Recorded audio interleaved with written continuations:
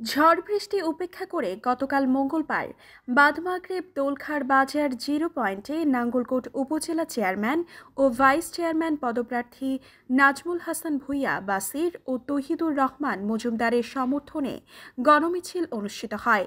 দোলখার union ও কেন্দ্র কমিটির আহ্বায়ক সাবেক চেয়ারম্যান হাজী আবুল কালাম ভূঁইয়া, পরিচালনা কমিটির উপদেষ্টা অলিউল্লাহ, মাস্টার মমতাজ উদ্দিন, আয়ুব আলী, শাহ আলম, আওয়ামী লীগ নেতা হাজী আবুল কাশেম নওশেদ, দোলখার কেন্দ্র কমিটির যুগ্ম আহ্বায়ক আওয়ামী লীগ নেতা মোহাম্মদ কামাল উদ্দিন ভূঁইয়া, প্রফেসর জসিম উদ্দিন, আবু তাহের ভূঁইয়া, মোহাম্মদ মিজানুর রহমান, মাহবুবুল হক মামুন, মমিনুল হক মমিন, সোনা চাকা, যুবনেতা জুয়েল মোল্লা, মোহাম্মদ মাসুদ, শরীফুজ্জামান রানা, বীর মুক্তিযোদ্ধা শেখ মুজিবুর রহমান, শ্রমিক নেতা Ali Nowab, Kamal member, Mezu member, Jony member, Shahid Yakub ও মাহমুদ শিপনের নেতৃত্বে মিছিলটি বাজারের বিশেষ সড়ক প্রদক্ষিণ করে আবার 0 পয়েন্টে এসে শেষ হয়।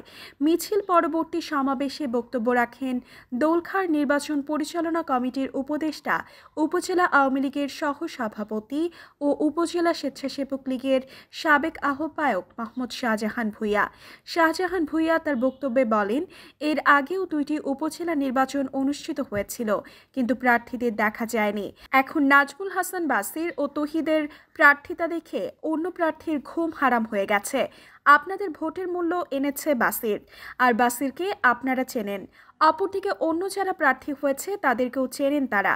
গত 15 বছর হরিলুট করেছে, তারা নাঙ্গলকোটকে 250 বছর পিছিয়ে দিয়েছে।